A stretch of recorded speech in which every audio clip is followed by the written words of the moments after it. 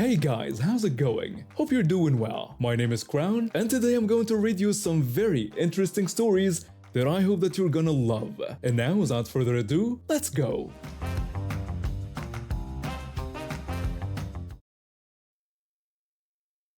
My anxiety started after I was adopted. My birth parents screamed at me constantly, and now shouting makes me freeze up. My therapist calls it a trauma response. My uncle from Italy visits a few times a year. He moved to the States about 15 years ago and has a thick Italian accent. I enjoy his visits. He's patient and makes me laugh on my worst days. Last summer, he came to help me set up my first garden.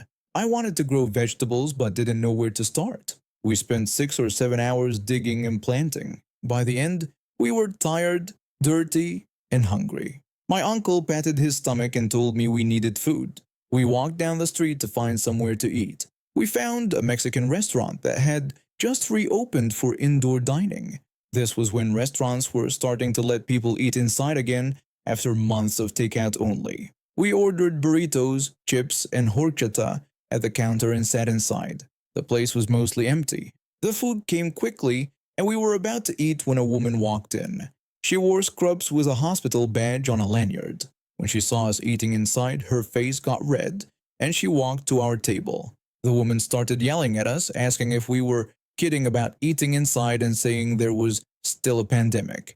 My uncle looked at her, then at me, confused. He said in Italian that this witch was crazy. I laughed, which made the woman more upset. She asked if we thought this was funny and told us people were dying. She kept saying she was a nurse and saw deaths every day. She waved her badge in my face. I felt my anxiety building. My hands shook and my chest got tight. The woman noticed I was upset. She claimed she was the owner's wife and said we were banned from the restaurant. She grabbed our plates and threw them in the trash. My uncle stood up, angry but trying to stay calm. My uncle asked what was wrong with her and said we had paid for our food. The woman called us killers for eating inside and said this was a takeout-only restaurant. I was close to a panic attack. My breathing was shallow and tears formed. The staff noticed. The manager came from the back with 2 cooks. The manager asked the woman what was happening.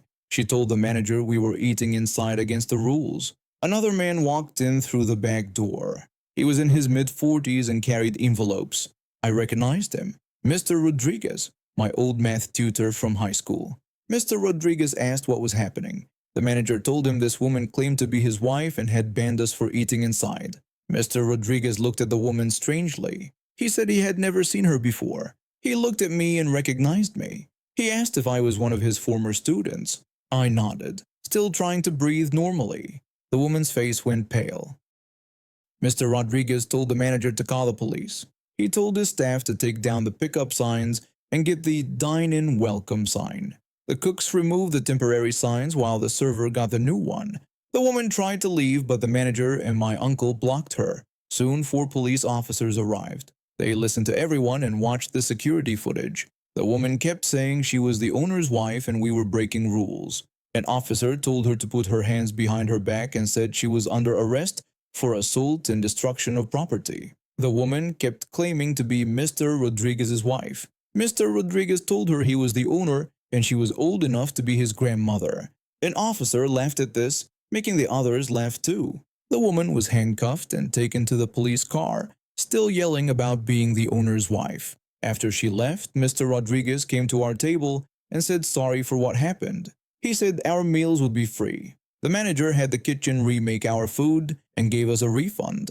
The cooks brought our new meals and gave my uncle an ice cream churro that wasn't on the menu.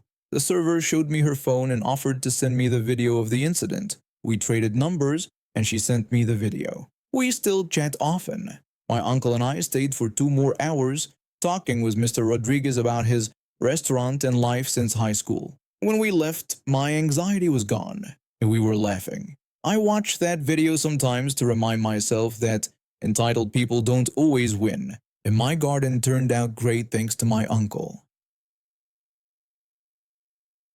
I ended up working at my parents' childcare center. My parents opened Little Treasures Childcare back in the early 80s, and it became something of a family institution in our small town. Everyone knew about it. and most of my siblings and I worked there at some point.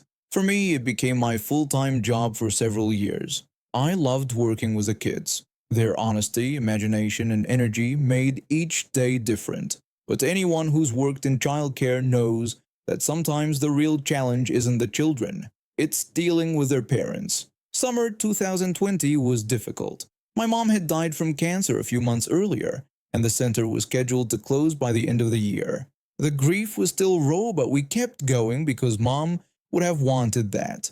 As the youngest staff member, I often ended up closing, which meant I'd be by myself toward the end of the day, with just one or two remaining kids waiting to be picked up. My dad and sisters lived right across the street and were just a phone call away if I needed help. The last kids to get picked up were usually the same group, two siblings who were awesome kids. I enjoyed our time together playing board games or helping with homework while waiting for their mother to arrive. Their mom, however, was a different story. She was known among the staff for her attitude. Nothing was ever good enough, rules didn't apply to her, and somehow everything was always someone else's fault. I gotten pretty good at handling her, keeping conversations brief and professional. But this afternoon I knew I was in for a confrontation. Several parents had complained about her behavior in the parking lot. She had this habit of leaving her car running when she came to pick up her kids, which wasn't really an issue since pickups only took a minute or so. The problem was that she'd leave her radio blasting at maximum volume, and not kid-friendly music. The final straw came when another parent told us their 4-year-old had started singing along to a very explicit Cardi B song after hearing it in our parking lot. The parent had nearly driven off the road. We couldn't have that kind of music playing where young children could hear it. When she arrived that afternoon, I took a deep breath. The kids ran out to the car while I asked if I could have a quick word with her. I told her about the complaints we'd received about the music from her car during pickups. I asked that she turn off her radio before coming into the building. I thought it was a reasonable request. Her reaction was immediate. She asked if I was serious about having an issue with her music. When I tried to explain that parents had mentioned their children hearing inappropriate lyrics, she cut me off. She said I was a sensitive white boy who couldn't handle her culture. I tried to explain this had nothing to do with culture, but was about explicit lyrics in a childcare environment. She wouldn't listen and said this was just more racist nonsense she had to deal with every day. She brought up past complaints about her being late in her payments. The conversation got worse. She grew louder while I tried to stay calm. I said I understood she was upset, but this wasn't about race or culture. We needed to keep an appropriate environment for all children. She dismissed my explanation. She said we were always finding something to complain about and thought we were better than everyone because we owned the place. I said this rule applied to everyone. Then she said she was in a hurry to visit a dying friend and compared it to how my mother had died. That comment hit me hard. Mom had only been gone a few months. There were many things I wanted to say. I wanted to tell her to take her kids and never come back. I wanted to tell her how disrespectful that comment was, but I kept it together. I took a breath, said I was sorry about her friend, and walked away to start cleaning before either of us said something worse. After she left and I was alone, I called my older sisters who handled the administrative work. I explained what happened, feeling somewhat proud that I'd stayed professional despite the personal attack. Their response surprised me. My sister asked why I had let the woman leave instead of kicking her out. I said I didn't want to make things worse, especially since the kids weren't involved. My sister disagreed. She said this wasn't the first time this parent had behaved badly. She said our mother wouldn't have put up with it, and neither should we. My sisters reminded me of all the previous incidents, the late payments, the tardiness, the complaints about our policies, and now this attack right after our mother's death. They were right. It was the last straw. Before I could respond, my sister said they would call her right away. They would tell her what I wanted to say but held back, that her behavior was unacceptable, her comment about our mother was inexcusable, and her children would no longer be welcome. That's what they did. My sister told the woman that after reviewing her history with our center and her latest behavior, we were ending her child care arrangement immediately. She could collect her children's belongings the next day, but someone else needed to bring the kids. The parent tried to argue, claiming discrimination and threatening to report us, but my sister told her we had documentation of every incident, including witnesses to her comment about our mother. She never returned after that. One of her relatives came to get the kids' things the next day, looking embarrassed. I no longer work in childcare. Sometimes I miss it. The kids' laughter making a difference, helping someone learn something new. But then I remember parents like her, and my corporate job doesn't seem so bad.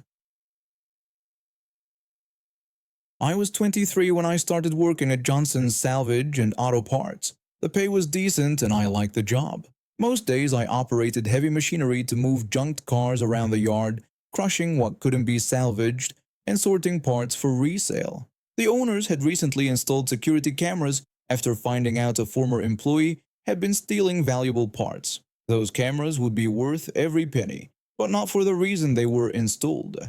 Our yard was simple. High fences surrounded it with one main entrance. We used massive 10-ton payloaders to move vehicles. If you've never seen one, picture a front-end loader, but bigger. The tires stood about 10 feet tall and visibility from the cab was limited, especially when carrying a car. This is why we had big signs on the gates. Danger, do not enter when gates are closed. Heavy equipment in use. We always closed and chained the gates when using the payloaders, because if you didn't see the machine coming, you could get crushed. It was a Tuesday morning in July when it happened. I was moving a crushed SUV to the back lot, with the gates closed and chained. I was focused on not dropping the vehicle when I felt a bump, followed by a crunching sound. I stopped and looked down. That's when I saw it, a shiny new Porsche 911, bright red, now partially flattened under my front right tire. I could see that the tire had been punctured by something on the sports car and was deflating, which meant the full weight of my machine was pressing into the Porsche's hood. I was sure I'd be fired. I carefully moved away and rushed to the office to tell my boss what happened. When I entered the office, a man in an expensive suit was already there, screaming at my boss. The suit guy was raging about how expensive his Porsche was and threatening to sue us. He called me an idiot driver and wanted me fired. My boss stayed calm. He asked the man why his vehicle was inside our yard when the gates were closed and marked. The Porsche owner insisted that the gates weren't closed and said I deliberately ran over his car. He wanted full compensation. My boss told him that he had personally closed and chained those gates 15 minutes ago. The suit guy called my boss a liar and said he was calling the police. He wanted me arrested for destruction of property. My boss told him to go ahead.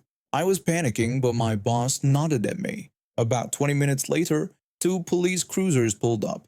3 officers walked in and greeted both my boss and me by name. We helped the department with vehicle disposal sometimes, so we knew most of the local force.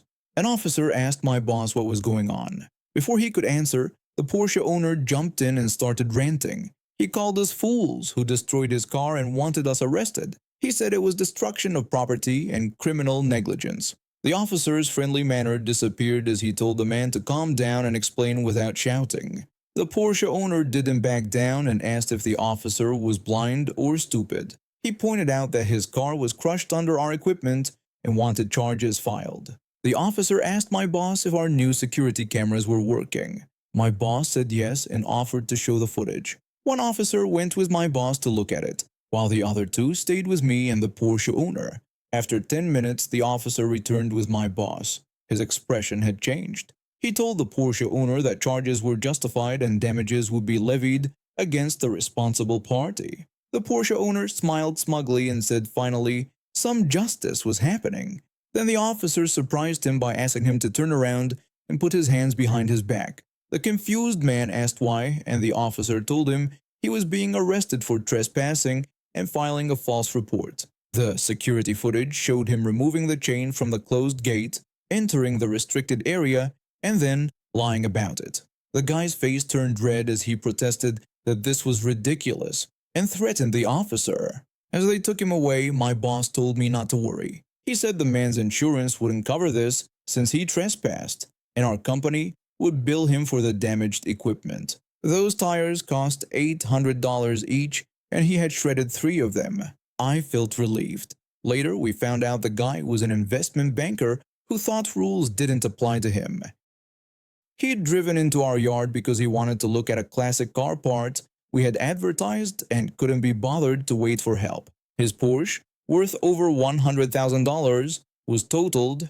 He also had to pay $2,400 for our damaged tires, plus legal fees for trespassing. He tried to sue us anyway, but the case was thrown out when the judge saw the security footage. Entitlement comes with a hefty price tag.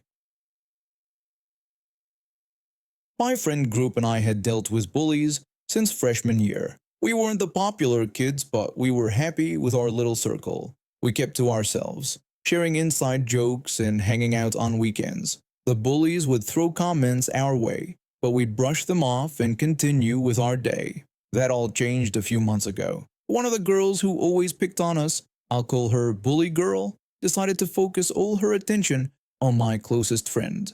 For privacy, I'll refer to my friend as Best Friend.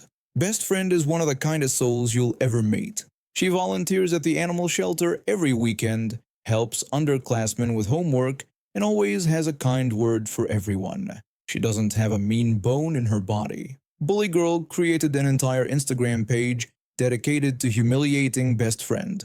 It started with side-by-side comparisons of Best Friend and whales, with captions like, "Spot the difference, I can't." But it quickly escalated. Bully Girl somehow got hold of unflattering photos of Best Friend at lunch, in gym class, even walking to her car after school. Photos Best Friend never consented to being taken, let alone posted online for ridicule.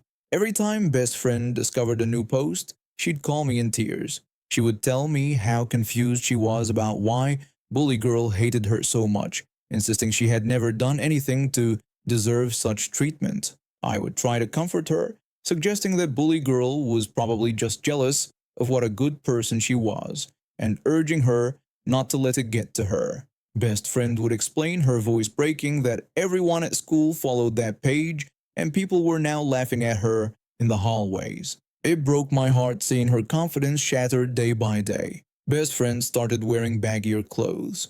She stopped raising her hand in class. She even quit the debate team, which she loved, because she didn't want to be in the spotlight anymore. That's when I decided enough was enough. I gathered our friend group during lunch one day. I told them we needed to do something about Bully Girl and that Instagram page. One friend asked what we could possibly do, pointing out that if we reported the page, Bully Girl would just create another one. Another friend worried that taking action would only make Bully Girl target us even more. I told them I had a plan. We would talk to Bully Girl's friends who knew what she was doing. Over the next week, we approached everyone who hung out with Bully Girl. We didn't threaten or intimidate, we just asked questions. Many of them were willing to talk. It seemed they'd been waiting for someone to ask. One of Bully Girl's friends said Bully Girl had created the page during math class, adding that she thought the whole thing was hilarious. Another friend mentioned that Bully Girl kept a folder on her phone labeled Whale Watch, containing all the pictures of Best Friend. One girl who felt bad about the situation sent me screenshots of Bully Girl planning the page and bragging about how many followers it was getting. This was the proof I needed. I took everything to our school counselor. I told her I had proof that Bully Girl was behind the Instagram page bullying Best Friend. The counselor looked through all the evidence and called Bully Girl to her office that same day. The page was taken down within hours. Bully Girl was assigned 100 hours of community service and mandatory counseling sessions. But I wasn't done. The next day in homeroom, I mentioned what had happened to a few classmates. High school being what it is, the news spread like wildfire. By lunchtime, everyone knew Bully Girl was behind the cruel Instagram page. People who had laughed at the posts now looked ashamed. Bully Girl's friends started distancing themselves from her. Within weeks, Bully Girl became the outcast. People would go silent when she walked into rooms. No one wanted to be associated with someone so cruel. Her boyfriend broke up with her publicly in the cafeteria. One day, she cornered me by my locker. She said I ruined her life, complaining that no one talked to her anymore and her boyfriend had dumped her. She blamed everything on me. I asked how it was my fault that people found out what she had done. She said I could have just talked to her instead of turning everyone against her. I reminded her that she hadn't bothered to talk to Best Friend before creating a page to humiliate her. Bully girl admitted she was just bored and figured that since best friend was such a loner, only our small friend group would care about the page. Her lack of remorse shocked me. That's when I made my final move. I found Bully Girl's mom on Instagram and sent her all the screenshots, photos, and evidence of what her daughter had been doing. She had no idea. The next day, Bully Girl came to school without her phone, expensive-looking clothes, or car privileges. A week later, she was gone. Her family moved to another town. Best friend eventually got her confidence back. The debate team welcomed her return with open arms. I don't know where Bully Girl is now, and honestly, I don't care. I hope she learned something from all this. My only regret is not standing up sooner. And now we have reached the end of today's stories. Thank you for watching, and see you next time.